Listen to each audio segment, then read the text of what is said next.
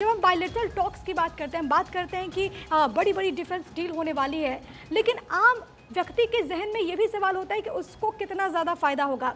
इस पूरे दौरे को लेकर जो अलग अलग कंपनीज के जो सीईओ से प्रधानमंत्री नरेंद्र मोदी मिलेंगे और जब उनको इनवाइट करेंगे कि वो भारत में आए, निवेश करें, जाहिर है कि रोज़गार के मौके और इसके अलावा तमाम जो पहलू हैं वो भी अब भारत के लिए शुरू हो जाएंगे। जी हाँ, बिल्कुल। देखिए, होता क्या है, जो सीईओज होते हैं, खास करके जो बड़ी बड़ी कंपनीज हैं, वो ये देखते हैं कि उनकी देश की लीडरशिप दूसरे देश के साथ कैसे रिश्ते जा रही है। तो जब देखेंगे कि American leadership, American president, American administration का भारत से रिश्ते अच्छे हो रहे हैं, ट्रस्ट हो रहा है, तब अमेरिका की बड़ी बड़ी कंपनीज ज़्यादा सोचती हैं उस देश में जाने के लिए, यानी कि भारत में। क्योंकि देखिए, कोई भी निवेशक जो होता है उसे होता है कि रिस्क, कि मैं पैसा इन्वेस्ट करूं, मेरा क्या रिस्क है, मेरा पैसा फंस तो नहीं जाएगा, मैं पैसा वापस निकाल पाऊंगा कि नहीं निकाल पाऊंगा, इत्यादि। राइट।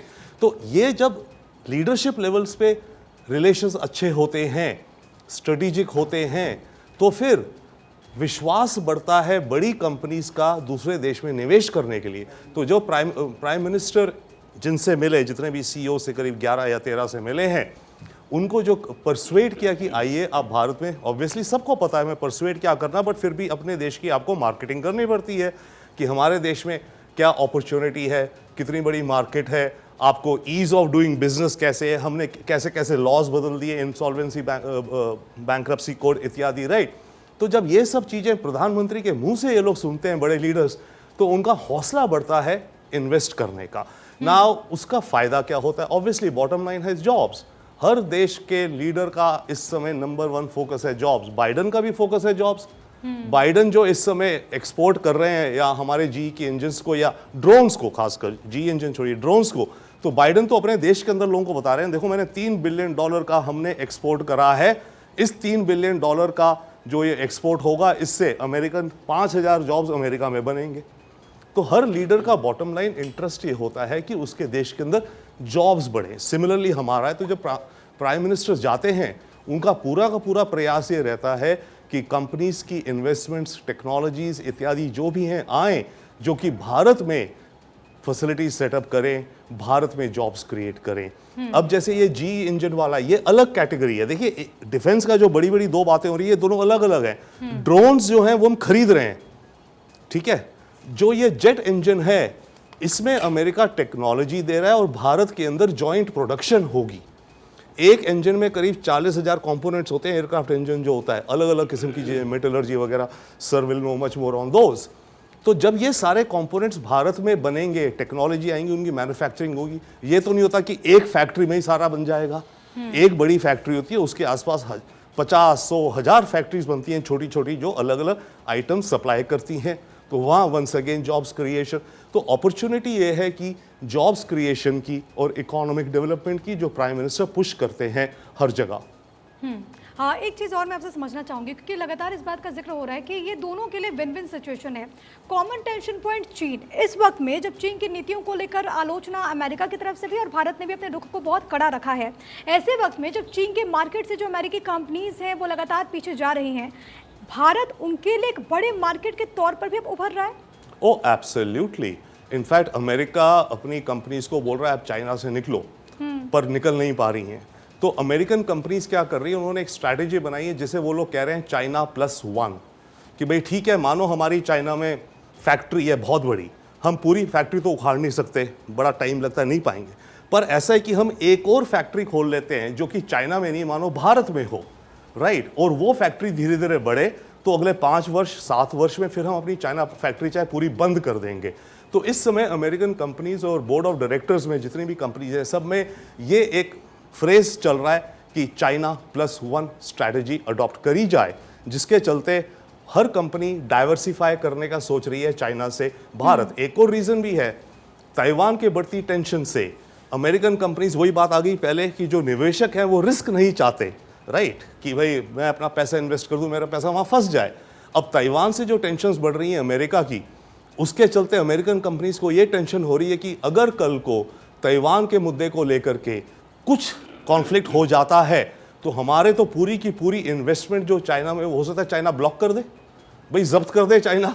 आज की दुनिया तो ऐसी हो गई है, सैंक्शंस लगा दिया, खत्म।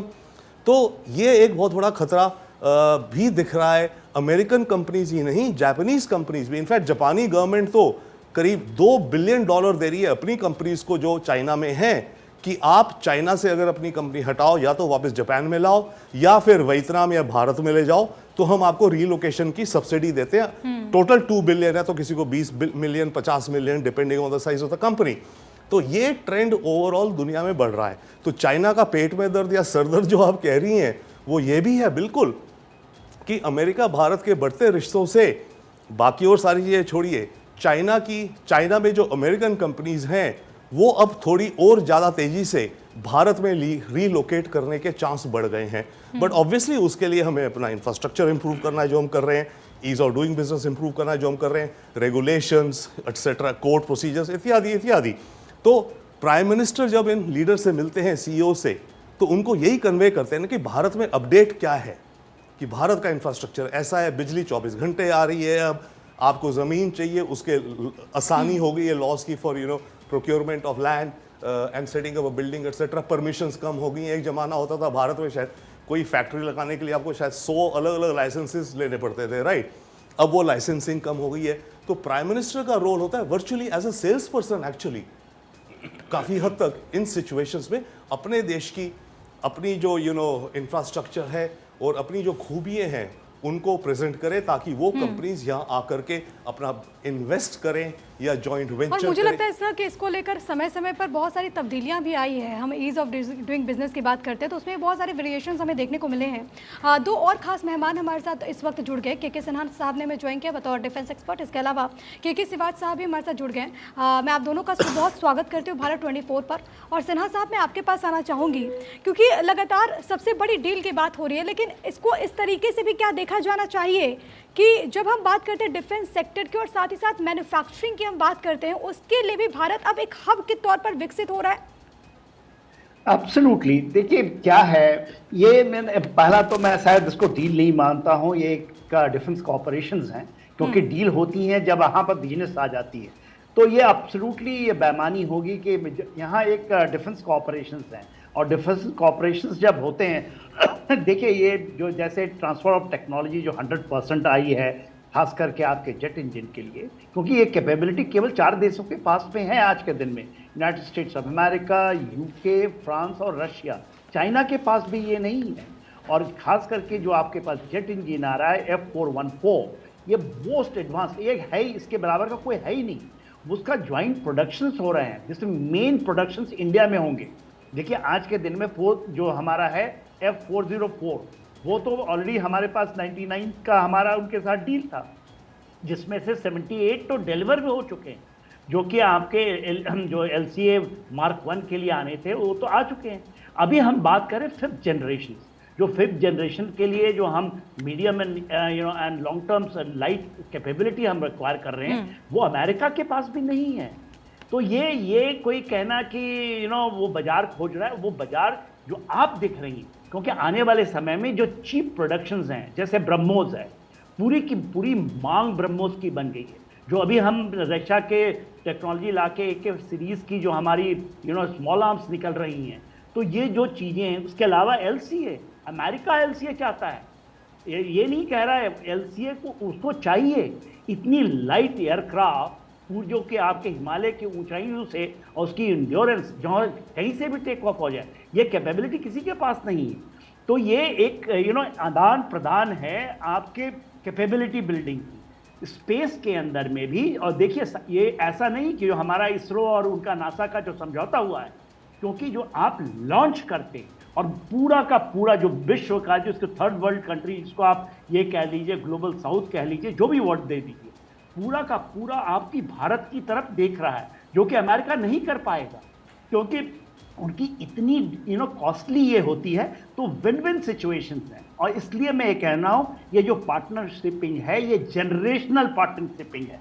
जब प्रधानमंत्री मोदी कहते हैं कि 4 मिलियन इंडियन जो डायस्पोरा, इसको आप आकलन ये देखिए, पूरा यूक्रेन का 3.5 बिलियन तो पॉपुलेशन है, यूरोप के किसी, तो ऐसे तो पूरा एक ठीक है सर, बहुत सरल शब्दों में आपने इसको बताया कि किस तरीके से फ़ायदा मिलेगा, और जनरेशनल पार्टनरशिप है, यानी कि आने वाली जो पीढ़ियां हैं उसको भी इससे फ़ायदा मिलेगा।